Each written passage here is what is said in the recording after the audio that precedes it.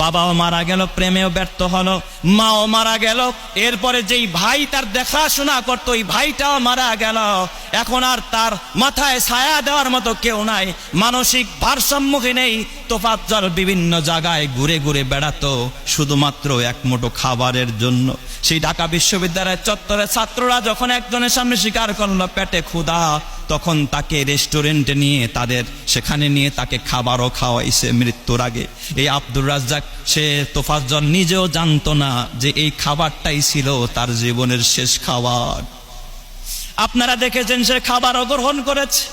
খাবার খাওয়ার পর এরপরে যখন উত্তম মাধ্যম আবার তাকে পিটানো হয়, বিভিন্ন ছেলেরা ছাত্ররা যারা ভালো ছিল তারা বাধাও দিয়েছে, অনেকে বাধা দিয়েছে, না ছেলেটা ভারসাম্যহীন, তাকে আর মেরো না, আর পিটায়ও না। এক পর্যায়ে এমন নির্যাতন, জাহিরি যুগের মতো নির্যাতন, হাত পায়ের আঙ্গুলের উপরে লাঠি দিয়ে জুতা দিয়ে পারিয়ে হাত পায়ের আঙ্গুলগুলো একেবারে থেতলে ফেলেছে। ছেলেটাকে ধুকে ধুকে আস্তে আস্তে জীবনটাকে শেষ করে দিয়েছে। আমি বলতে চাই আমাদের বাংলাদেশের সর্বোচ্চ ইসলামী সর্বোচ্চ বিদ্যাপীঠ ঢাকা বিশ্ববিদ্যালয়ের মতো জায়গায় যদি একজন সাধারণ ধরলাম মোবাইল চুরি হয়তোবা করেছে, একটা মোবাইল চুরির অপরাধে এইভাবে নির্মমভাবে একটা মানুষের কোনোদিন জীবন যেতে পারে না। ঠিক না বেঠিক জোরে কর? কলমের খোঁচায় দেশের লক্ষ কোটি টাকা যারা দুর্নীতি করে, আত্মসাৎ করে, দেশের কোটি কোটি টাকা পাচার করে দেশকে দেউলিয়া করে, তাদের বিচার হয় না, বিচার হয় জুতা চোর আর মোবাইল চোরদের। কথা ঠিক না বেঠিক জোরে কর? এই জন্য আমি বলতে চাই, এই পৈশাচিক পদ্ধতিতে যারা তোফাজ্জলের উপরে এই আক্রমণ চালিয়ে ছেলেটার জীবনকে একেবারে বিপন্ন করে দিল, তদন্ত সাপেক্ষে তাদেরকে গ্রেফতার করে আইনের আওতায় এনে তাদের সর্বোচ্চ শাস্তির ব্যবস্থা করতে হবে। কথা ঠিক কিনা? বড় দুঃখের সাথে বলতে হয়, বড় পরিতাপের সাথে বলতে হয়, একজন সাধারণ মানুষ, আপনারা দেখেছেন বর্তমান সামাজিক যোগাযোগ মাধ্যমে এই খবরটি সর্বত্র ছড়িয়েছে, ভাইরাল হয়ে গেছে।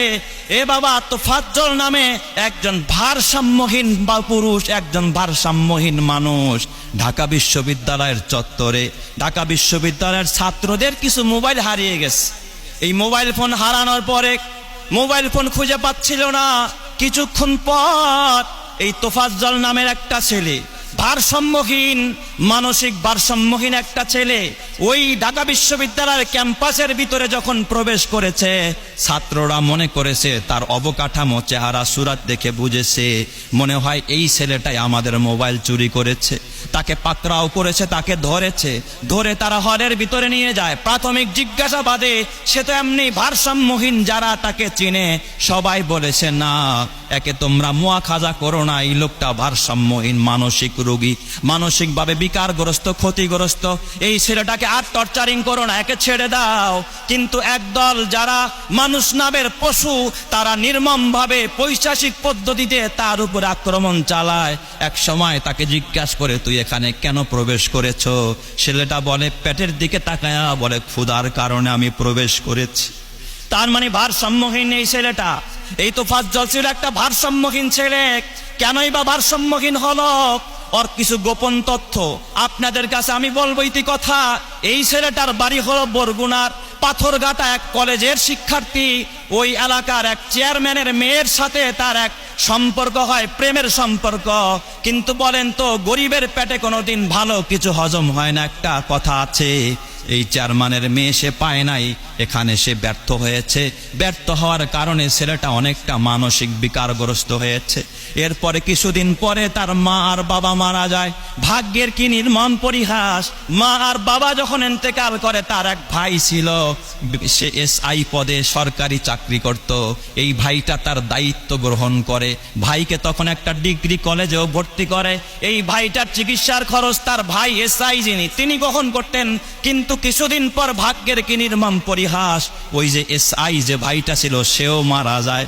বাবাও মারা গেল, প্রেমেও ব্যর্থ হলো, মাও মারা গেল। এরপরে যেই ভাই তার দেখাশোনা করতো ওই ভাইটাও মারা গেল।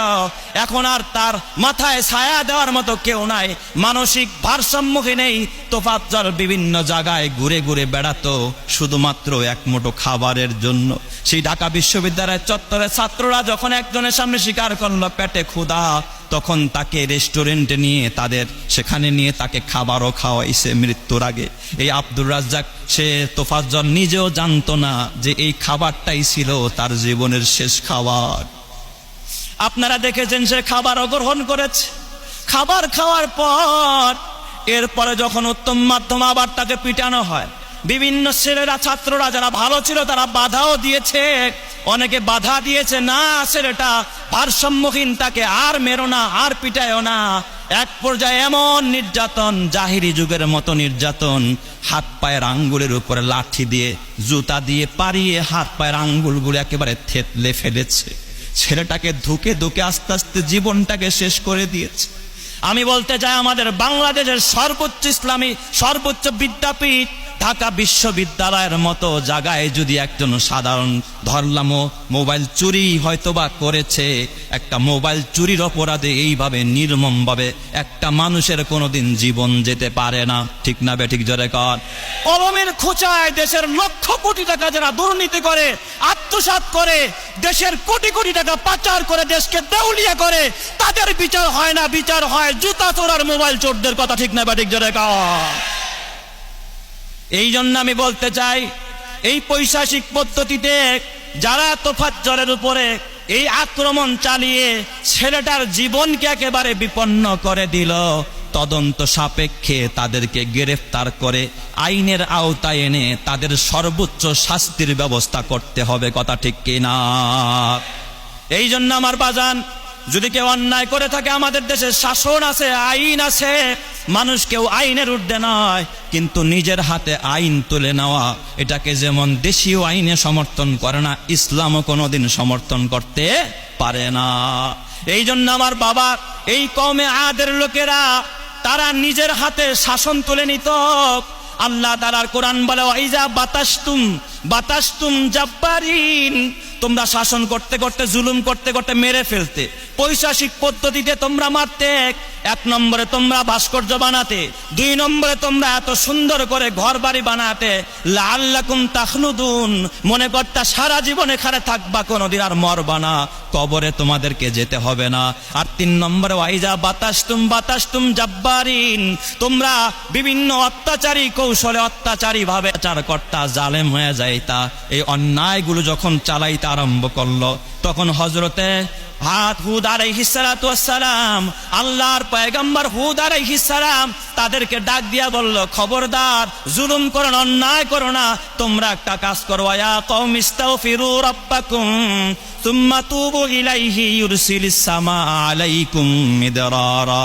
তখন হযরতে হুদ আলাইহিস সালাতু ওয়াস সালাম এই আদ জাতিকে ডাক দিয়া বলল, ওয়া কওমি ইস্তাগফিরু রাব্বাকুম, হে আমার কওমের লোকেরা, তোমরা ইস্তেগফার করো, তোমরা তওবা আরম্ভ করো, সুম্মা তুবু ইলাইহি, তার কাছে তোমরা তওবা করো, ইউরসিলিস সামা আলাইকুম মিদরারা, আল্লাহ তাআলা তোমাদের উপরে মুষলধারে বৃষ্টি দিয়া দিবে, তোমরা তওবা করো।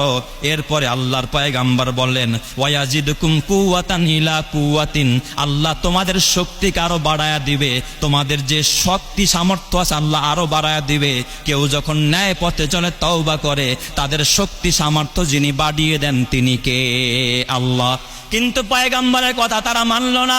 যখন পয়গম্বরের কথা তারা মানে না, পয়গম্বরের বিরুদ্ধে যখন তারা অন্যায় অবিচার, পয়গম্বরের কথাকে যখন তারা বৃদ্ধাঙ্গুলি দেখিয়ে যখন পাশ কাটিয়ে চলে গেল, তখন আল্লাহ তাআলার পক্ষ থেকে ওয়াদা আসলো, ও আম্মা আদুন ফাউলিকু বিরিহিন সরসরিন আতিয়া। আল্লাহ তাআলা এই কওমে আদকে কিভাবে ধ্বংস করে, কিভাবে আল্লাহ তাআলা পাকড়াও করে। কওমে আদের ধ্বংসের ইতিহাস শুনলে আপনার লোম শিহরিয়ে উঠবে মুসলমান। আল্লাহ বলে, ও আম্মা আদুন ফাউলিকু বিরিহিন সরসরিন আতিয়া। আল্লাহ তাআলা ঝঞ্ঝা বায়ু দিয়ে এই কওমে আদকে আল্লাহ তাআলা পাকড়াও করলেন। কয়দিন ঝঞ্ঝা বায়ু হয়েছে, কয়দিন আল্লাহ তাআলা এই রকমের বাতাস দিয়া ধ্বংস করেছে। সাখখারাহা আলাইহিম সাবা লায়ালি ওয়া সামানিয়াতা আইয়াম। আল্লাহ বলে 7 রাত এবং 8 দিন পর্যন্ত ঝঞ্ঝা বায়ু, এমন বায়ু শ্বাস ফেলতে পারতেছিল না, ঘর দুয়ার সব ফেলে দিয়েছে। একটা খেজুর গাছ পড়ে থাকলে যেমন দেখা যায় একটা খেজুর গাছ পড়ে আছে, তাদের এই বিশাল দেহগুলো খেজুর গাছের মতো ভূপাতিত হয়ে জমিনের মধ্যে ধ্বংস হয়ে তারা পড়েছিল। এ আমার বাবা, এই সীমা লঙ্ঘন করার কারণে